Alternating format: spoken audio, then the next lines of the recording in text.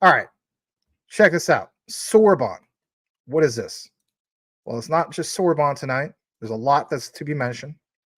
But for some of you guys who are Sorbonne or Stellar enthusiasts, I thought I would mention this if you want to attend an event. So if you're like Mr. Tim Shea, who sprays from far away, or you're the stepbrother, Mr. Brian Dowie, maybe you attend some of these events. Maybe you're Ahmed, you're like, One Moon. When event? Look at this. So join them Wednesday. This is, of course, reposted from Sorbonne. So you can also see Sorbonne will just do a live stream from maybe X, or maybe they do it from Stellar Development Foundation. I think it'll be something like that. But anyway, on January 24th at 11 a.m. to 1 p.m. Eastern, okay? This is a 2-hour event that's going to happen tomorrow, which is Wednesday. They are open to an all Stellar and Sorbonne enthusiasts. You don't have to have a special ticket. Bring your questions and feedback to support these innovative projects. This is cool. I think if anything, maybe we show up, it'd be kind of cool to kind of like World of Warcraft, you go in there and raid it, right? But you know what? I'd like to see which ones stand out, because this thing's coming and it's coming soon. So check that out if you want to. Thought I would announce that. That was a new thing. What I want to do now is I'm actually going to share this with you. And it's regards to digital wallets for global impact. This is Jesse Serino on Vibrant Assist, Stellar 8 Assist. The reason why we're showing this first, because it's going to have a connection with the next part that we have. And if anything, the reason why I want to share this with you is because it's going to talk about how Vibrant, a unique digital wallet, evolved to support Stellar 8 Assist, transcending borders and making a real difference in the lives of those that are in need. At the end of the day, we have to have our connectors. You got to have the wallets, if you will, to store some of this stuff. But is it just another wallet? Well, listen to this. Smash a like for some Stellar. Here we go. My name is Jesse Serino. I'm a senior product manager at Stellar Development Foundation. I focus entirely on Vibrant, which is our mobile app that we use to deliver aid using Stellar 8 Assist. A digital wallet is a way to safely and securely store and use funds on your phone. So oftentimes people think of digital wallets as Venmo or your bank account. But I think that what makes Vibrant actually a really unique digital wallet is it's one that you're able to use across borders. So if you're a refugee in a specific country and you want to bring those funds elsewhere and put them to use, you're able to do that. I think that what's also really special about a digital wallet is it doesn't require that you have access to traditional banking systems or things that might keep people out from being able to use different financial services. When UNHCR initially approached us, we were all pretty starstruck. It was, many of us had donated to UNHCR, but never actually worked with them. We trusted that they were operationally excellent, but actually getting to get into calls with them and see how much they care and think about all the different considerations that they had working on these types of problems for years gave us a lot of helpful insights of things that we could bring to our product. So we built Vibrant with the goal in mind of initially helping with inflation protection in Argentina. And that goal was really helpful for us when building Vibrant Assist because it really highlighted to us the importance of targeting. When we came into Argentina, it was all about making sure that people understand what a digital dollar means for them in their local currency, the Argentine peso. But what we realized was that for this other use case for Ukrainian refugees, it was a totally different need. These were people that may or may not want to have another digital app on their phone. These are people that had age ranges from 18 to, I think we saw 75 plus at one point. And so what we realized was we really needed to pare down the feature set of our existing wallet and offer something in the app that people could use.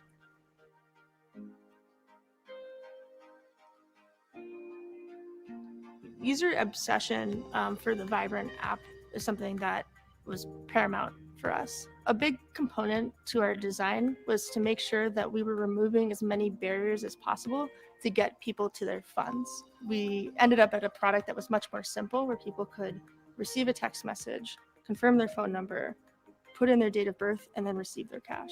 What was really cool to see was seeing the amount of time it takes from sign up to users actually receiving their funds in cash or in their bank accounts.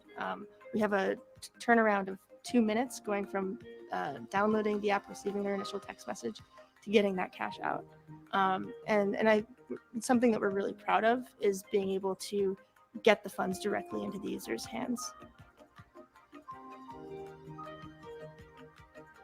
What I love about Vibrant and other digital wallets built on Stellar is they really think about how can we fill in the gaps in the traditional financial system. If somebody doesn't have access to a bank account, how can we provide them something that feels just like a bank account? And I think that this really gets at the core of why Stellar is so important.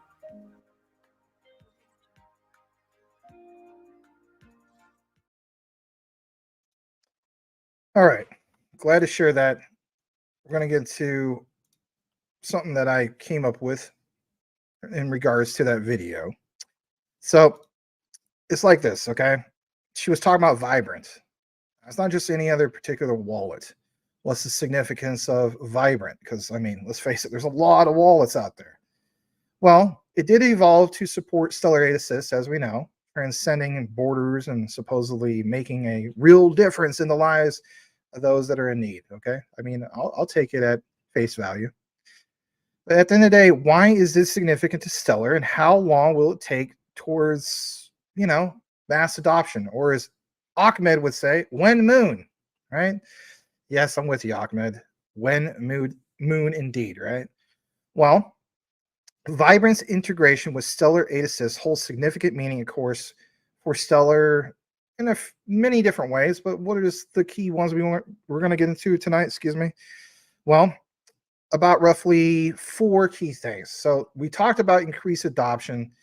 Vibrant is a user-friendly digital wallet. It can potentially onboard new users to Stellar who might not have been familiar, of course, with it before. But the key thing for you is it easy to use? Yes.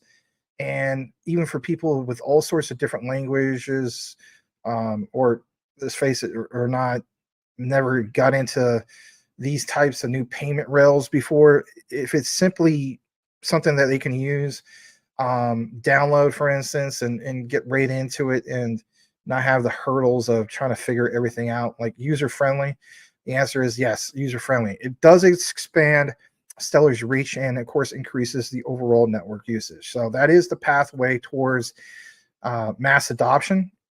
They do have what they believe to be an integration that directly enables Stellar's tech to be used in real-world social good. So it does have a social impact. What is that particular social impact? Well, again, it's aiding those who are in need through transparent and efficient cross-border transactions. Isn't that what Stellar's basically about, especially for the peer-to-peer side? Yeah. This in itself with Vibrant showcases the practical applications of Stellar beyond just financial transactions, boosting its image and attracting users passionate about making a difference. So that sounds cool, but do we still get to the point of mass adoption? It's going to take time. As the saying goes, anything that's new takes time to have more of that adoption. But if you can start things off with making it user-friendly and at the end of the day having a really cool goal of actually helping people, well, that stands out. Vibrant also has this whole thing of adopting Stellar 8 Assist, and how it makes it like useful for people that are in need. It's a potential tool for facilitating, secure and reliable charitable donations. It's going to encourage other organizations, platforms, of course, to build more on Stellar 8 Assist, and of course, strengthening its impact. There's trust, there's transparency, like with anything. And basically speaking, this will allow donors to track their contributions directly to beneficiaries, reducing concerns about misuse, fostering trust, of course, in the system itself. This, of course, also aligns with what Stellar has been trying to do for quite a while now, and its core values of just that decentralization and the openness of doing so. Now, what about timeline in regards to mass adoption? Well, I can't give you like all that, right? I'm not a fortune teller, but what I can say is this. Here are some key considerations in regards to achieving what we're looking for. So 4 key things. Number 1, user education awareness. This does raise awareness of about, Stellar and Vibrant, of course, particularly among users that are unfamiliar with crypto. Let's face it, that's the majority of the world's population. So that's a win. And of course, that's crucial to bring education to those that just look at this as all being Greek. I mean, at the end of the day, if you still ask the average person if they heard about cryptocurrency, they're still going to say Bitcoin. That's a problem. This, basically informs people of the solution, right? You got to have speed, efficiency. It has to be user friendly, right? There is going to be more partnerships. This also helps out for the overall ecosystem. So basically, expanding collaborations with NGOs, we've heard about this before, charities and so on, other than just financial institutions, can significantly accelerate the onboarding. And of course, that creates trust. We talked about the whole thing with BSV earlier, comparing BSV with BTC. There's a trust issue. Well, that bridge towards trust building is a real thing. That is a key towards mass adoption. All right, this last part, technological advancements. By continuously improving this user experience that Vibrant boasts very well, such as scalability and security of both Vibrant and Stellar aid assist platforms, it's going to be very essential for attracting, retaining, and getting out to the larger base of things. You have to keep in mind there's significance when it comes to particular wallets, because in this case, you got to be able to have some place to store it, which brings into the next part of our news, which is this. And I'm going to bring it to you guys on the screen. And it is this right here. This lady, Tori Samples, she is the senior product manager at the Stellar Development Foundation. She delves into the transformative journey of Stellar disbursement platform. Now, this is, I guess you could say, like it says, a groundbreaking tool for global bulk payments. This one, in my opinion, kind of takes the cake tonight. This is also only about under 6 minutes, but revolutionizing bulk payments worldwide. I think this sounds very interesting. It's no longer just, hey, there's this cool thing from Stellar Development Foundation. This is Stellar Development Foundation's Stellar Disbursement Platform called SDP. I don't think we talked about SDP. At roughly 26 seconds, they will explain it. They will share the potential of where they're going to go and how they're going to make SDP the open source platform. So this is a win-win. And of course, the future of all this. And I'll share why this is significant for you as a Stellar XLM holder. Smash a like. Here we go. My name is Tori Samples, and I am a senior product manager at the Stellar Development Foundation. My role is to lead our humanitarian products and bulk payments.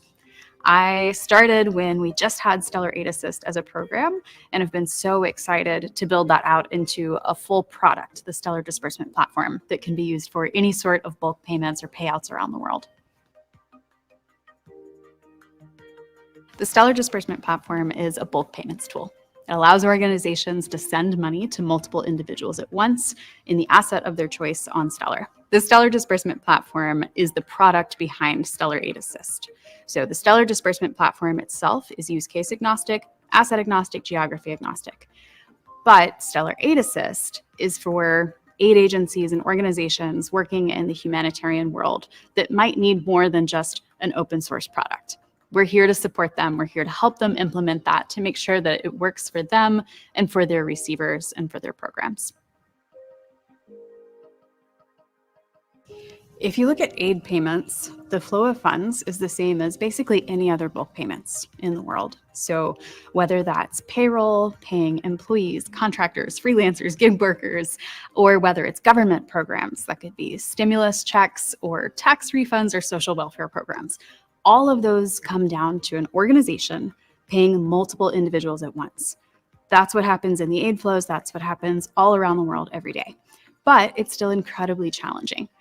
Those payments tend to be slow and expensive and not traceable and transparent. The legacy financial system disproportionately affects those people and the organizations that are trying to help them and pay them. And so what we realized is that we have a global set of rails with the Stellar network that supports these types of payments for people who can't get a bank account, for people who need to take their money with them if they have to leave their country, and for people who are typically excluded from the formal financial system. So when we saw how the money was actually moving, we realized that we would be able to take what we built for Ukraine and expand that into literally any time an organization needs to send money to multiple individuals at once. In line with the Stellar network being an open platform that anyone can use, we also want our products to be open to the world. We believe strongly in open source as an ethos, that people should be able to use this software for free, that they should be able to customize it to meet their needs. And so when we started rebuilding what became the Stellar disbursement platform, we knew that that was the end goal. We know that there are challenges that are unique to particular environments. And so we wanted people to have the control to be able to customize that for their own context and to make it work for them. We also know that the organizations who are using these tools, this tends to be their first use of blockchain or crypto. And so we have to make it very accessible to them.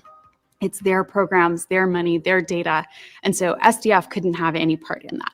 We have to make the technology available to them, but we can't be in any sort of controlling role. And so we make it available to them, we help them, we support them to set it up, and then it's completely theirs and under their control. The Stellar disbursement platform unlocks an easy, seamless way to be paid that brings potentially marginalized communities into the formal financial system. It gives them the freedom and the access to use best-in-class technology when they typically haven't had the ability to do that. And for organizations, it brings them into the modern age of payments.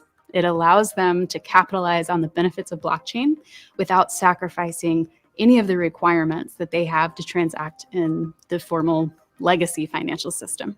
Stellar has proven itself to be a mature partner for governments, for regulators, for traditional financial companies. We've proven that we can stand in this space, and we've made a name for ourselves that can be trusted by organizations and enterprises that can't afford to work with a new startup or someone on the very edge of crypto. The product itself is complete pretty much at this point. So we're always refining and adding new features and tinkering with it, but it's out there. It's open sourced as of August of 2023. And so we're at this point now mostly supporting deployments of that. We're here to help, whether it's governments, aid agencies, or businesses that want to use the SDP. We welcome developer contributions to the open source SDP tool. So anyone can go online, look at the code. We have open issues that you can help with and get involved and know that your work is impacting people literally all across the world who are in need and organizations that are working to help them. So for developers, there's a very clear call to action. We want you engaged. Organizations that send any form of bulk payments, we would love your feedback on this tool. It's still fairly new, which means that there's a lot of room for it to be customized and still some room for improvement. So go check it out, get in touch with our partnerships team, and let us know how we can make this work for you. All right. So one thing I want to point out is some of this stuff that was mentioned tonight. So for one, when I think about, for instance, Stellar disbursement platform, bulk payments and stuff like that, I'm thinking to myself, well, is this actually like a real threat to Swift? Now, I'm not talking about like ISO 222 and whatnot, but I'm talking about like a different use case that would actually compete with Swift. Is that a legitimate thing to point out? I think it is. I definitely think it is. So how much of a threat basically is Stellar Dispersement Platform, the SDP, as a form of competition from the perspective when comparing it to like Swift? And is that like a real thing? Should we basically compare the two? Well, you got to keep in mind comparing Stellar Dispersement Platform, the SDP, to Swift as competitors, it is complex, right? It's kind of like some people saying that's like comparing, you know, I don't know, Jimbo Bob's hot dog stand with Wiener Schnitzel or something like that. It's like one's huge and the other one's kind of small, right? Like, I guess that's a fair enough statement. But they do both cater to different aspects, of course, of payment processing. And if anything, that's why I'm bringing it to you guys. So though the potential overlap exists, here's a basic breakdown of why we're pointing this out tonight. So what about the strengths of SDP, right? Stellar Dispersement Platform. From here on out, I'm just going to call it SDP. It is fast and cost effective. Stellar, of course, boasts fast cross-border transactions with low fees. They've been doing this for the longest time, right? But it can be beneficial for micropayments and just that, humanitarian aid. Hence why we showed the other one with Vibrant in regards to the wallet. What about transparency? Well, there is real-time tracking of funds through the disbursement process, which will enhance transparency and even control. Even though this doesn't have even a fair comparison to like something like BSV, as far as scalability, I will mention this. There is scalability because if you compare SDP compared to Swift, there's a hell of a lot of scalability, right? Like night and day difference in that regard. So if you're comparing SDP with Swift, SDP can in fact handle bulk payments to thousands of recipients efficiently. That's definitely worth pointing out. While accessibility, we talked about the whole thing with Vibrant. It's an on-demand wallet and does create SMS invites. It removes barriers for unbanked individuals. And from what I gathered, I don't know if you guys remember this, but Stellar had a commercial of like using old phones, right? Like your old flip phones. You know, the reason why they have this SMS feature is for even people with in the middle of nowhere or very poor areas, the non-access type people, to be able to use old tech and still be able to like send money and stuff like that, which is cool because this creation of SMS invites and so on does remove barriers for unbanked, of course, individuals. That's the whole point of, well, I should say the whole point, but one of the real things that makes Stellar stand out. They have, of course, this whole thing of a global reach with SDP. Listen to this for a second. With access to over 300,000 cash to crypto on and off ramps, which will expand reach to previously inaccessible regions. We've already seen this with some examples with MoneyGram. Now, of course, there's some strengths in regards to Swift. So, I guess we should mention that. I'm not a big fan of Swift. I think it's slow, but you got to point out that Swift does have already in place, of course, those established networks, true, right? Since like the 1970s. They do have a network, whether you're foreign or not, of 11,000 financial institutions in over, of course, 200 countries, enduring a wide reach and, of course, acceptance. Very true. They do, of course, have security, regulation. It's kind of like back to the whole concept of old tech, but it's trusted tech. Kind of like BTC, it's old tech, but more people trust it, I guess you could say, the BSV. I mean, I'm a big fan of BSV now, obviously, but I do recognize that it's, again, getting over the whole thing of the trust issue, right? So does that exist with this? I think that's a fair comparison. We do know that, Swift does use the old MT messaging standard of messaging, like, it's old, but it's basically a thing that facilitates clear and supposedly efficient, for now, communication between financial institutions. Those messages are getting garbled up, hence why you're going to have ISO 222 to solve the whole thing. We're not going to get into all that because we talked probably your ear off for the last 2 years about ISO 222. What about this for a second? Is there interoperability with Swift? Yeah, even though it's slow, Swift can connect with various payment systems, platforms, enabling diverse transaction types. Very true. Now, hear me out on this. There is what they call a competitive overlap and threat for the mix. There's two key things to consider.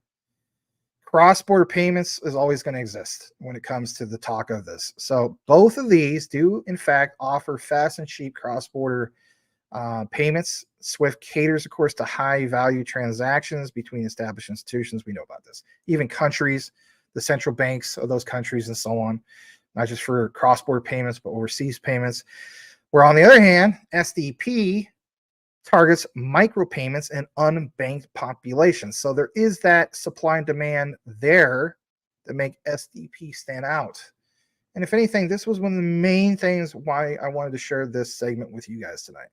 Because when we talk about supply and demand, that is a real good example of supply and demand that might very well fly under the radar when everybody is just talking about when moon, right? It is utility in motion. There is speed and transparency. SDP in itself might hold an edge compared to, of course, Swift. And speed, real-time transparency, attracting specific use cases. And I think that's where it's going to stand out personally, is specific use cases. I mean, if we're targeting the unbanked populations, well, those unbanked populations need specific use cases. That's what puts this technology, over the top compared to your old traditional payment rails of Swift, right? Overall, SDP may not seem like it's a direct threat to Swift and their core business, but you got to keep in mind, SDP in itself is more likely to disrupt niche markets. Hear me out.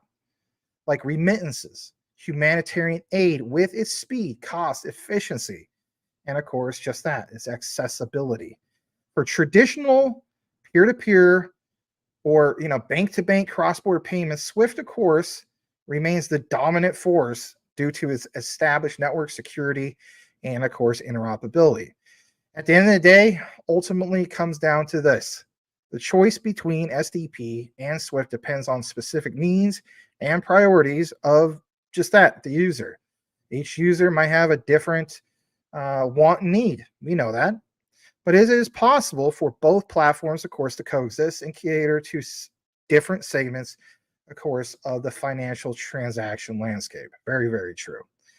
At the end of the day, we'll see what one ends up coming out on top. But for me, I'm going to bet on the one, once again, as part of innovation. I don't see Swift doing that. Some people say, yeah, we do. We see that with Chainlink. That is true, and I won't dismiss that either. Do I hold Chainlink? Yeah. I hold Chainlink. Why? Because I also like to be well diversified.